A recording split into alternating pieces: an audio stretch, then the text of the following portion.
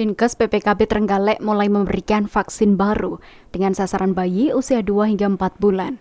Vaksin ini bernama rotavirus untuk mencegah penyakit diare berat kepada bayi.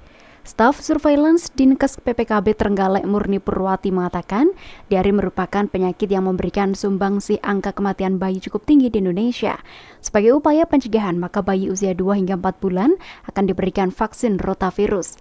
Setiap bayi akan mendapatkan 3 dosis dengan interval 4 minggu. Vaksin rotavirus ini diberikan dengan cara oral tetes, di mana setiap bayi akan mendapatkan 5 tetes pada setiap dosis vaksin rotavirus. Untuk Trenggalek sendiri mendapatkan dropping vaksin rotavirus sebanyak 24 vial atau sekitar 120 dosis, di mana vaksin rotavirus yang telah keluar dari pendingin bisa bertahan hingga 14 hari. Ini untuk mencegah diare, karena terbukti untuk diare memang termasuk angka kematian pada bayi juga. Jadi makanya diadakan ini untuk vaksin rotavirus. Itu diberikan di bayi umur, hari ini launchingnya bayi yang kelahiran 16 Mei atau 3 bulan.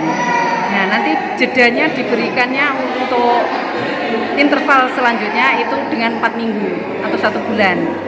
Per anak atau per bayi diberikan 3 dosis. Jadi rotavirus 1, 2, dan 3. Dia akan diberikan secara multi atau bersamaan dengan vaksin lain.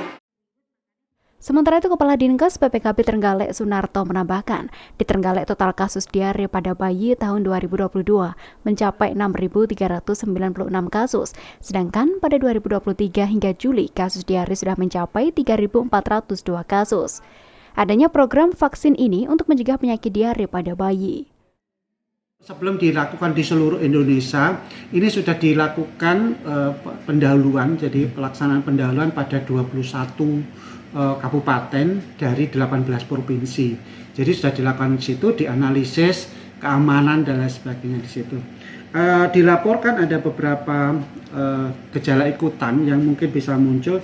42% akan mengalami demam, kemudian 13% mengalami muntah, kemudian 19% kadang-kadang diare,